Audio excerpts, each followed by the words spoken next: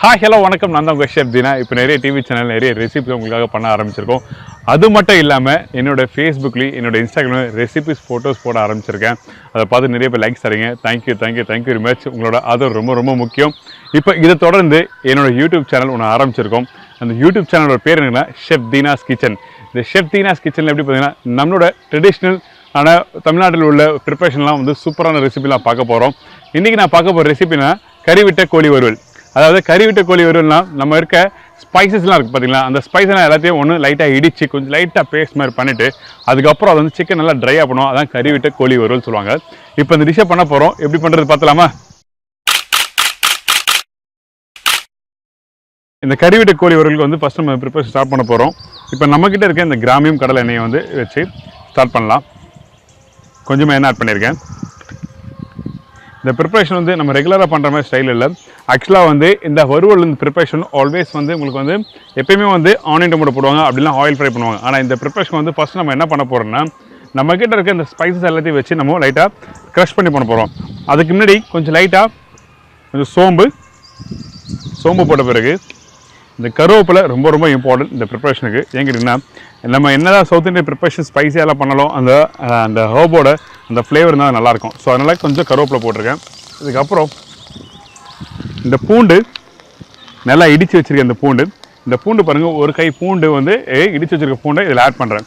முக்கியமாக கடலை எண்ணெய் குக் பண்ணணும் இந்த ப்ரிப்பரேஷன்.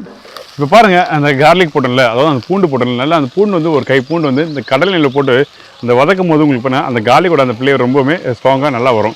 ஸோ எப்போவுமே வந்து நீங்கள் வீட்டில் இந்த பூண்டை வந்து ஸ்கின்னோட போட்டு இடித்து நீங்கள் வதக்கணும்னா கடலை எண்ணெய் யூஸ் பண்ணுங்கள், சூப்பராக இருக்கும். ஸோ இப்போது இந்த பூண்டை இதில் ஆட் பண்ணியிருக்கேன். இதுக்கப்புறம் வந்து நான் என்ன பண்ண போறேன்னா இதில் வந்து அதிகமாக வந்து வெங்காயம்லாம் போட வேண்டியதில்லை, கொஞ்சம் லைட்டாக வெங்காயம் ஆட் பண்ணுறேன். அதுக்கப்புறம் காரத்துக்கு வந்து சும்மா 2 பச்சை மிளகாய், இந்த பச்சை மிளகாய் முழுசாக கட் பண்ணி பச்சை மிளகாய் இப்படி இதில் ஆட் பண்ணுறோம். இந்த பச்சை மிளகாய் போட்ட பிறகு இப்போ என்கிட்ட இருக்க இந்த ஸ்பைசஸ் பவுடர் வந்து இதில் ஆட் பண்ணுறேன். கொஞ்சமாக மஞ்சத்தூள், கொஞ்சமாக மிளகாய் பவுடர், கொஞ்சமாக தனியா பவுடர், ரெண்டுமே அதாவது மிளகாய் பவுடரும் தனியா பவுடரும் ஒரே ஈக்குவலாக இருக்கணும். அதுக்கப்புறம் கொஞ்சம் லைட்டாக சால்ட் ஆட் பண்ணுறேன். இந்த ஸ்பைசஸ் அந்த கார்லிக் லைட்டாக ஃபஸ்ட் நீங்கள் ஆயிலில் சாத்தே பண்ணுவேன், லைட்டாக பர்னிங் அந்த ஃப்ளேவர் வரும். ஸோ அந்த பர்னிங் ஃப்ளேவர் ப்ளஸ் அதில் மட்டும் அந்த வெஜிடபிள் உள்ள அந்த ஸ்பைசஸ் அப்புறம் இந்த ஸ்பைசஸ் போட்டு ஆட் பண்ணால் கொஞ்சம் காரமாக அதிகம் இருக்கும். இது ஸ்லோ ஃப்ளேமில் குக் பண்ணுங்கள். இப்போ என்ன பண்ண போகிறேன், நெக்ஸ்ட் வந்து இந்த ப்ரிப்பரேஷனுக்கு ஒரு முக்கியமான ஒரு ஸ்பைசஸ் ரெடி பண்ண போகிறோம். அந்த ஸ்பைஸ் என்ன கேட்டால் என்கிட்ட உரல் இருக்குல்ல, இந்த உரலில் வந்து கொஞ்சம் மிளகு, கொஞ்சம் முந்திரி பருப்பு, கொஞ்சம் சோம்பு, ஒரு 4 காஞ்ச மிளகாய், கொஞ்சம் கருவேப்பிலை, கொஞ்சம் பச்சை மிளகாய், கொஞ்சம் லைட்டாக சால்ட். ஸோ இது எல்லாத்தையும் ஒன்றா போட்டு நம்ம என்ன பண்ணுறோன்னா இப்போ கொஞ்சம் லைட்டாக கொஞ்சம் தண்ணி ஆட் பண்ணி இப்போ வந்து இதை நல்லா க்ரஷ் பண்ணி எடுத்துடலாம். இங்கே பார்த்தீங்களா அந்த ரெட் சில்லி, அந்த கார்லிக், அந்த கருவேப்பிலை எல்லாத்தையும் போட்டு நல்லா அப்படி க்ரஷ் பண்ணுங்கள். வீட்டில் தான் மிக்சியில் யூஸ் பண்ணுறாங்க, மிக்சி வீட்டில் இருந்தால் யூஸ் பண்ணுங்கள். அப்படி இதில் மிக்சியில் தான் இந்த மாதிரி இடியில் வச்சு கொஞ்சம் பண்ணுறது கொஞ்சம் கஷ்டம் தான். அப்படி இல்லைனா அம்மிக்கல்லை வச்சு நல்லா அரைச்சிருங்க. அரைச்சா இந்த மாதிரி ஃபைனாக பேஸ்ட் ஆகிடும். சரிங்களா? அப்படி அம்மிக்கல்லும் இல்லை, இந்த மாதிரி இடியும் இல்லைன்னா ஒன்றும் தப்பு இல்லை, நீங்கள் மிக்சியில் யூஸ் பண்ணலாம்.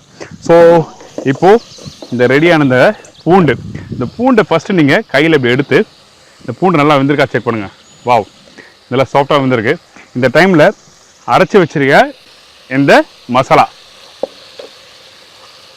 இதில் ஆட் பண்ணுறேன். இந்த ப்ரிப்பரேஷன் ரொம்ப ரொம்ப இம்பார்ட்டன்ட். நீங்கள் ஆனியன் டொமேட்டோ மசாலாவோட இந்த பூண்டு ஃபஸ்ட்டு கொஞ்சம் லைட்டாக சாத்தே பண்ணணும். அதுக்கப்புறம் ரொம்ப கம்மியாக இந்த வெங்காயத்தை போட்டு நீங்கள் நல்லா மிக்ஸ் பண்ணிவிட்டு அதுக்கப்புறம் இந்த ஸ்பைசஸ் இருக்குது பார்த்தீங்களா, இந்த ஸ்பைஸ் ரெடி பண்ண ஸ்பைசஸ் என்ன பண்ணுறேன்னா கொஞ்சம் நல்லா லைட்டாக தண்ணி ஆட் பண்ணி நல்லா குக் பண்ணுறீங்க. குக் பண்ணிவிட்டு இதில் வேறு எதுவுமே ஆட் பண்ணால், தக்காளிலாம் எதுவுமே ஆட் பண்ணால் வெறும் அந்த காரம் மட்டும்தான் உங்களுக்கு இருக்கும். அந்த காரம் உங்களுக்கு வந்து பார்த்திங்கன்னா நல்லா ஸ்பைஸியாக ஒரு சூப்பராக இருக்கும். எப்பவுமே வந்து அந்த சுக்கா சாப்பிட்ருப்பீங்க. இந்த சுக்கா சாப்பிடும்போது என்னென்னா அந்த வெங்காயம் தக்காளி அந்த ஸ்பைஸ்லாம் போட்டு நல்லா ட்ரையாக பண்ணுவீங்க. ஆனால் இந்த ப்ரிப்பரேஷன் இந்த வறுவலில் பார்த்தீங்கன்னா இதில் வந்து தக்காளிலாம் எதுவும் போடாமல் நம்ம அரைச்ச அந்த மசாலா ரொம்ப ரொம்ப இம்பார்ட்டன்ட். இப்போ இந்த ப்ரிப்பரேஷனை இது மாதிரி வாட்டர் ஆட் பண்ணி இந்த மசாலா நல்லா குக் பண்ணணும்னா லைட்டாக மேலே அந்த ஆயில் வரும். ஸோ அந்த ஆயில் வர டைமில் நம்ம என்ன பண்ண போகிறோம்னா, நான் ஆல்ரெடி இந்த சிக்கனை வந்து நான் நல்லா கட் பண்ணி க்ளீன் பண்ணி வச்சுருக்கேன். இந்த சிக்கன் பாருங்கள் நல்லா பிரஸ்ட் பகுதி, இந்த மார்பு பகுதி போட்டிங்கன்னா உங்களுக்கு என்ன உங்களுக்கு அந்த லேயர் ப்ராப்பராக கிடைக்கும். ஸோ அதனால் ஃபஸ்ட்டு இது மாதிரி கட் பண்ணிவிட்டு நல்லா ஸ்லைஸ் பண்ணுங்கள். நல்லா வாஷ் பண்ணி எடுத்த பிறகு இந்த பீஸஸை வந்து ஃபஸ்ட்டு நான் என்ன பண்ணேன்னா டேரெக்டாக அதில் ப்ளேஸ் பண்ணுறேன். சரிங்களா? வேறு எதுவுமே வேண்டாம்.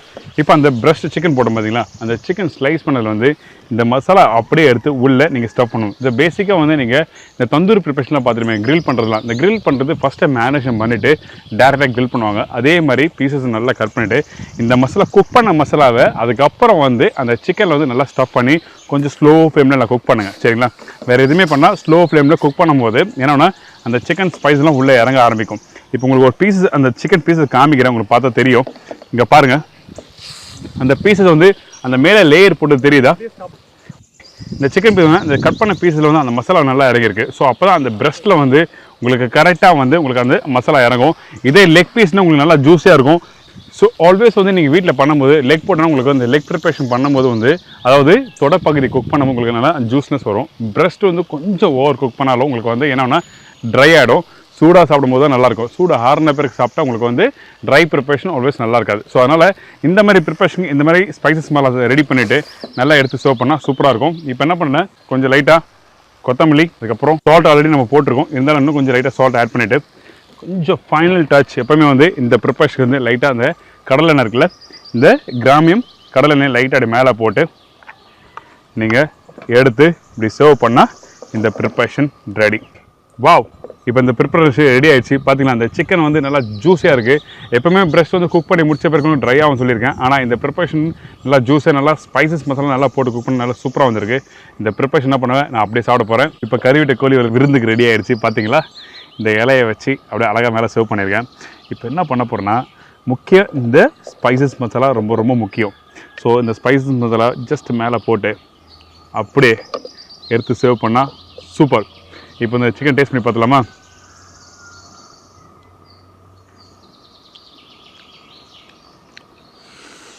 பா, சான்ஸே இல்லை, அந்தளவுக்கு நல்லா ஸ்பைஸியாக சூப்பராக ஒரு ட்ரை ப்ரிப்பரேஷன் கொடுத்துருக்கேன். கண்டிப்பாக மிஸ் பண்ணாமல் ட்ரை பண்ணி பாருங்கள். See you, bye, take care.